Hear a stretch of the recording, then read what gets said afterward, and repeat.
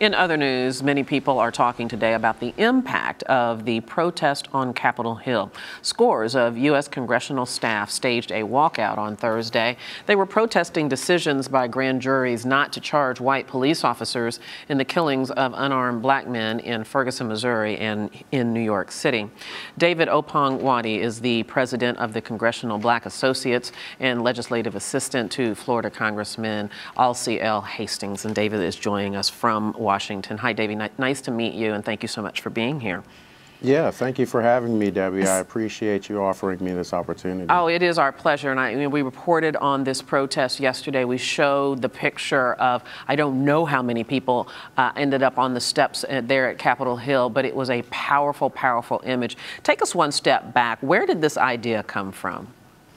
Interestingly enough, last week, a number of leaders of the different organizations and a couple of staffers that actually weren't members of the organizations decided that we needed to take some action. You know, we decided that there needed to be a moment that we could really show our solidarity with the rest of the nation at large, and showing that police aggression, you know, transcends more than race, religion, ethnicity. We wanted to make sure that we had the people understanding that we were there in the trenches with them, even working in Congress under our members. There were, in fact, protests and demonstrations in the nation's capital in D.C.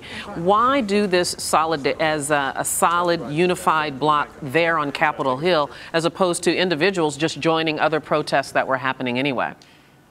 Well, you know, we first of all understood the capacity that we had to really show such a strong image, having the opportunity to come together on the steps of the U.S. Capitol. And in fact, we chose to go to the House steps because, you know, in the Constitution it says that the House is supposed to be the closest to the people. And we thought that if we had the opportunity to really show our solidarity in that space under the circumstances of a vote, then we would, you know, absolutely take advantage of it. Other than the powerful visual of the support, what else did you want to accomplish with this gathering? Well, more than anything, you know, we were all talking, and the reason that we really tried to make this as inclusive as possible, we wanted to make sure that people didn't misconstrue the message. We didn't want it to be based solely on racial issues. As you know, there are plenty of cases that are not even being reported, plenty of people going through a lot of pain right now because of the culture of police aggression that has kind of been taking over our social media of late.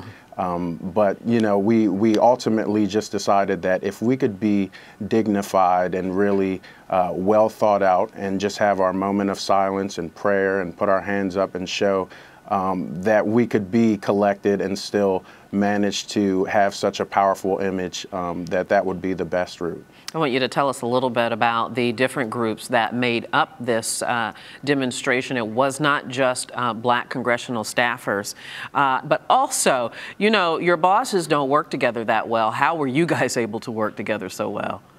Well, you know, the president said something interesting today, you know, and I actually adhere to that as well.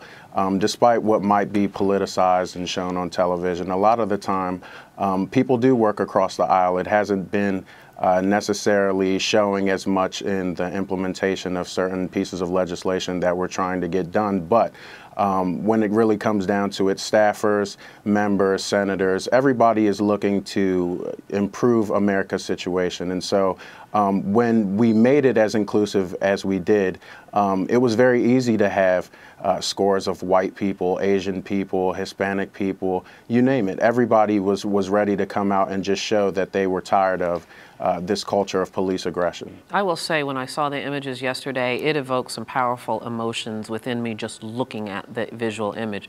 What did it feel like to be a part of that? It was wonderful. You know, in all of my time that I've been on Capitol Hill, I haven't quite had the opportunity to really stand for something in such a large crowd with people that were there for more than, you know, a moment of showing, you know, any individualism. Everything was about us being together. and really just having an impact that would transcend across the entire nation. And you know, we understand that that was the first step, and we're looking forward to trying to make sure that we can make policy moves eventually that will have the outcomes that we need. David OPONG-WADEE, thank you so much for sharing your story. Congratulations on the success of the effort. Thank you.